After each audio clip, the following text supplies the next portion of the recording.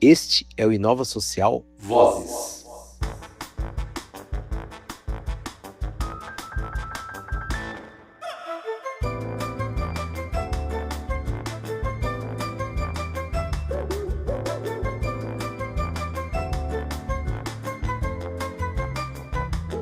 Seja bem-vindo ao Inova Social Vozes. Eu sou Vitor Vasques, direto do Festival SGB 2025 em Florianópolis. O tema dessa temporada é coexistência, e a ideia é escutar pessoas que vivem e atuam para pensar juntos caminhos de transformação. Hoje eu recebo Luciana Hels, urbanista e especialista em mobilidade urbana. Ela é fundadora do projeto Meio Fio, que une mobilidade ativa, educação e urbanismo tático para transformar ruas, e também atua na ONG Oásis e Sonhos, onde usa o design como ferramenta de impacto social. Nos próximos minutos, vamos falar sobre como a educação pode impactar a mobilidade das grandes cidades. Luciana, seja bem-vinda. Obrigada, é um prazer estar aqui. Luciana, você está à frente do projeto Meio Fio e também atua na ONG Oásis e Sonhos, como a gente falou agora na entrada. Queria que você contasse um pouquinho sobre essas iniciativas e o que elas buscam transformar nas cidades, qual que é o impacto delas. O projeto Meio Fio, ele, na verdade, nasceu sendo meu TCC na faculdade. Eu quis fazer uma coisa, eu pensei assim, eu tô fazendo meu TCC, vou fazer como o mundo que eu quero, né? Assim, não tem um cliente específico e tal. E aí eu fiz o projeto, meu projeto foi um manual para as cidades, para a população das cidades, para que as pessoas entendessem como elas podem ajudar e contribuir para que as cidades sejam melhores ou que façam mais sentido para a coexistência das pessoas. E nisso, eu criei esse manual ilustrado que é para ser bem educativo mesmo, assim, né? Bem lúdico e que com a linguagem super informal para a pessoa entender de urbanismo sem ser urbanista. Então, esse era meu objetivo. E a minha ideia sempre foi que, a partir do manual, eu ensinasse as pessoas a fazer urbanismo tático e tivesse feito uma intervenção no espaço. O urbanismo tático, ele é uma forma de urbanismo que a gente chama de bottom-up, né? Não top-down, que não precisa vir de um governo, da prefeitura, para que a mudança aconteça. Então, é a própria comunidade, né, sociedade civil, que se articula para conseguir transformar alguns espaços na cidade. Mas o que acontece foi que meu TCC foi na pandemia. Então, eu comecei a escrever ele, fechou tudo, e eu não consegui, de fato, na época da faculdade, concretizar isso no espaço urbano. Mas foi muito interessante, na verdade, porque a pandemia, o urbanismo tático começou a ser usado como uma ferramenta na pandemia para adaptar as cidades para a nova realidade e abrir mais espaços públicos na cidade para as pessoas conviverem em segurança. Então, acabou que potencializou, né, o tema do meu TCC, apesar de ter diferenciado da minha proposta inicial, e eu quis continuar o projeto no futuro com essas intervenções. Só que eu percebi uma coisa, né, que as pessoas não pensam ainda a cidade sem ser da perspectiva do automóvel. É muito, aqui no Brasil principalmente, assim, eu sou de Goiânia, né, a minha cidade vê muito o espaço da rua como o espaço do automóvel. É totalmente, assim, centrado nele. Então eu percebi que eu não conseguiria fazer essa transformação física se eu não primeiro convidasse as pessoas a transformar o olhar delas, né? Então, eu comecei a fazer palestras, aparições públicas, atividades educacionais para conversar um pouco mais de o que aconteceria se a gente tirasse um pouco do espaço do carro, né? Com essas intervenções que eu consegui concretizar, a ONG Oásis de Sonhos também trabalha com revitalização de espaços, mas eles geralmente envolvem espaços educacionais. Então, é escola pública, biblioteca pública, e elas me chamaram para participar, e eu entrei como projeto Meio Fio primeiramente, né? Então, a gente fez algumas ações em parceria, mas a gente percebeu que eu poderia agregar também como membro do Oásis de Sonhos. Então, eu fui convidada para participar da diretoria e eu trabalho com essas duas coisas em conjunto agora. Eu fico imaginando como que é fazer um TCC de urbanismo em um momento onde está tudo com lockdown. Isso apareceu no meu TCC, na verdade. Na parte teórica, assim, acabou que foi ilustrativo, né? Que eu tava querendo muito focar a potência das ruas, especificamente, né? O que aconteceria se a gente imaginasse a rua como um espaço além do espaço para o carro passar. E mostrar... Tinha fotos do mundo inteiro esvaziado. A gente tinha, tipo, fotos de antes e depois, né? De ruas super emblemáticas no mundo. A Times Square vazia, a Catedral de Notre Dame vazia. Então, eu coloquei essas imagens para mostrar a diferença do que é uma rua ocupada e uma rua vazia no meu TCC. E também mostrar como o urbanismo tático é uma alternativa de rápida solução, né? Ele não vem com a ideia de transformar tudo permanentemente, mas ele vem com uma ideia de teste, aprendizado, erro. Então, no momento em que o mundo mudou completamente, como ele veio com uma resposta rápida para adaptar. E isso foi muito interessante, assim. Então, apesar de ter prejudicado numa minha ideia inicial, ele trouxe outras perspectivas, né, também. E, Luciana, é legal ver, né, as grandes cidades. Eu, como bom paulista, sei que as cidades são feitas pro carro, né? E eu sou um paulista, eu vou contar, acho que é a primeira vez que eu vou contar isso aqui no podcast, eu não tenho nem CNH. Então, quando as pessoas olham pra mim e falam assim, meu Deus, como que você não dirige em São Paulo, né? A mobilidade, ela costuma ser tratada como um problema de trânsito ou de infraestrutura. E eu quero trazer aqui a minha querida maior metrópole da América Latina, que é um grande caos, né? A gente tem 2 grandes problemas lá. O primeiro é o chamado minhocão, né? Que é uma coisa, uma loucura, né? Que agora tá uma grande briga na cidade de São Paulo. Para quem não conhece, é um grande viaduto que só serve para acabar com a parte de baixo e a parte de cima dele, né?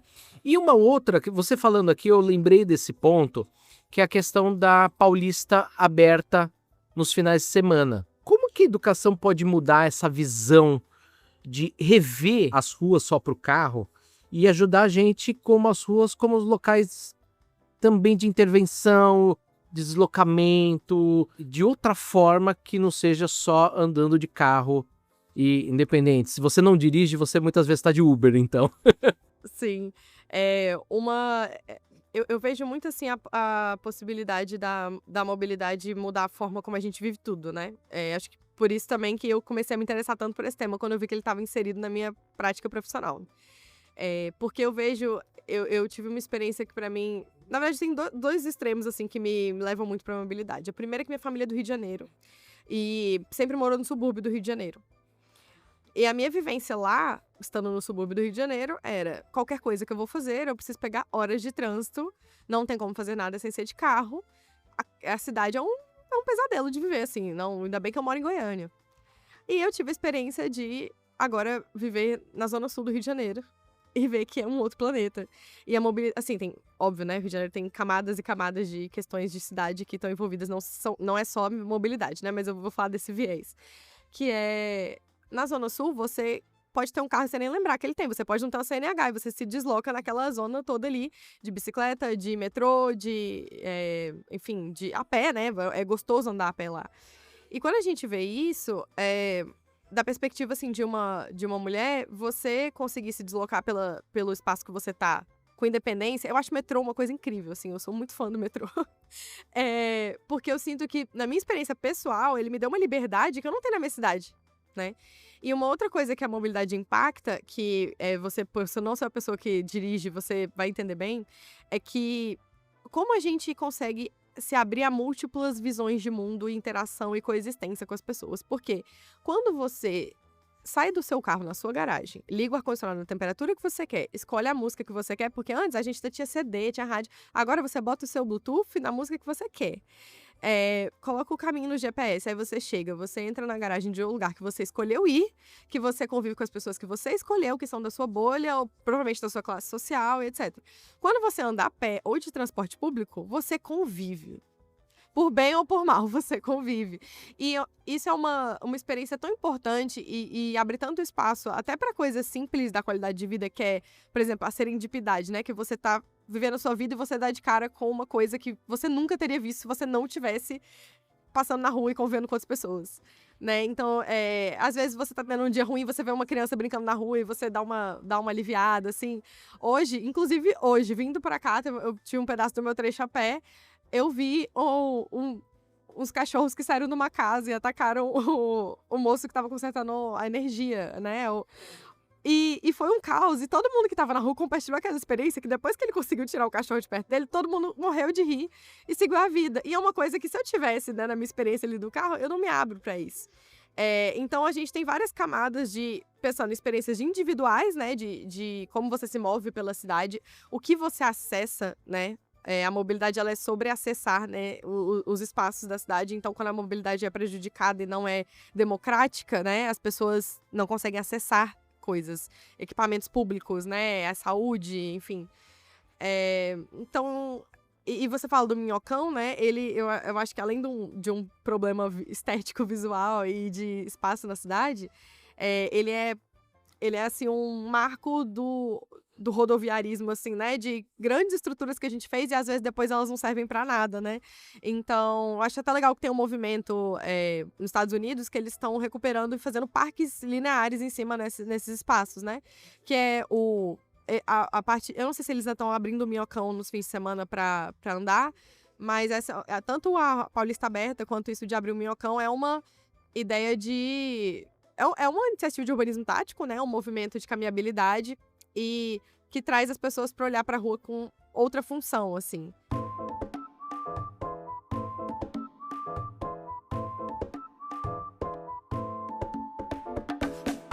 Luciana, eu quero trazer aqui 2 referências para a gente falar, porque eu quero fazer uma pergunta para você sobre futuro, tá? Uma das referências é o Carlos Moreno, que é urbanista franco-colombiano, criador do Cidade de 15 Minutos. Aliás, agora, recentemente, chegou o livro Cidade de 15 Minutos em português, então muito legal. E o segundo é o Kong Jian-Yu, que é o arquiteto chinês, né, criador da cidade de Esponja. A gente perdeu ele essa semana passada, num acidente aqui no Brasil, por acaso. São 2 pessoas que pensavam muito como rever a forma como a gente vê a cidade, né? O Yu como a cidade esponja, que, de novo, eu como bom paulista, tenho um monte de problema de São Paulo, né? As enchentes, então o Yu, ele via uma forma, né, de repensar a cidade com esse grande problema que a gente tem aqui, não só em São Paulo, mas em várias cidades. E o Carlos Moreno, que ainda bem tá vivo aí, atuante, mas a cidade de 15 minutos, que é olhar uma cidade onde você tenha num raio de 15 minutos a maioria das suas atividades, né? Você como urbanista, quando você pensa na cidade do futuro, qual que seria a principal transformação que a Luciana, e aí eu quero escutar o coração da Luciana, gostaria de ver em relação das pessoas com a rua, né? Como que você gostaria que se transformasse e que você acredita que a gente possa trabalhar para fazer essa cidade do futuro ser remodelada? A visão de futuro que eu tenho em relação à cidade é muito relacionada à redistribuição do espaço. E todas as linhas de urbanismo que eu gosto, assim, que eu me relaciono de alguma forma no meu trabalho, elas envolvem muito você pegar o que já existe no território e redistribuir e transformar. Então, ela não vem de uma ideia de fazer grandes obras viárias e quebrar tudo que já tem. Ela vem de pegar ali a via com as 3 pistas, 5 pistas, 2 pistas que ela tem e pensar, será que esse espaço todo era para ser do carro? E avaliar por contexto, porque tem cidade que vai fazer sentido você deixar uma rua só para pedestre, tem lugar que vai fazer sentido reduzir velocidade e compartilhar, tem lugar que vai precisar de corredor de ônibus. Então, as soluções sempre precisam ser analisadas de forma local também, né? Mas quando a gente vê você repensar um espaço que já existe, você falou da cidade de 15 minutos, que é muito legal ser um conceito latino-americano e é muito... eu acho que ilustrativo da realidade do mundo, que quem conseguiu aplicar foi uma cidade, quem conseguiu aplicar melhor foi uma cidade da Europa, porque, enfim, né, todo o contexto que envolve eles conseguirem fazer essas coisas. Então, a Paris virou o maior exemplo de cidade de 15 minutos que existe, e se você olhar a pegada deles de carbono para antes da pandemia, o que eles fizeram depois, começando com urbanismo tático e depois se tornando intervenções permanentes, né, vem muito disso, de pegar o espaço que já existe, eles não passaram quebrando a cidade, eles falaram como eu posso melhorar esse espaço que já tem e redistribuir ele. Então, é isso que eu acredito. Luciana, pra gente fechar a nossa conversa, o tema do Festival SGB 2025 é coexistência. Na sua visão, coexistir com impacto social é? Para mim, coexistir com impacto social é muito sobre criar as coisas de forma coletiva ao invés de impor soluções. Porque às vezes a gente tem soluções que são super sustentáveis e tudo mais, ou que a gente sabe que vão ter um impacto positivo, mas às vezes a gente vai pelo viés de imposição e a gente cai na mesmo caminho de quem estava impondo antes, né? Então, eu acredito muito na ideia da colaboração desde o início da concepção, né? Do design colaborativo. Porque quando a gente colabora e a gente está desde a concepção entendendo várias visões diferentes, a gente consegue criar um futuro em que o máximo de pessoas possível é beneficiado dentro desse processo. Perfeito. Luciana, queria agradecer a sua participação. Muito legal escutar uma pessoa que tem uma visão positiva da cidade. Eu acho que a gente vê muitos urbanistas, claro, levantando pontos importantes, mas a gente sempre fala assim, não, mas Brasil não tem essa mentalidade e é legal ver o que vocês têm feito com o projeto Meio Fio. Então, mais uma vez, obrigado pela participação. E o ouvinte, a gente se vê no próximo episódio. Até lá, tchau!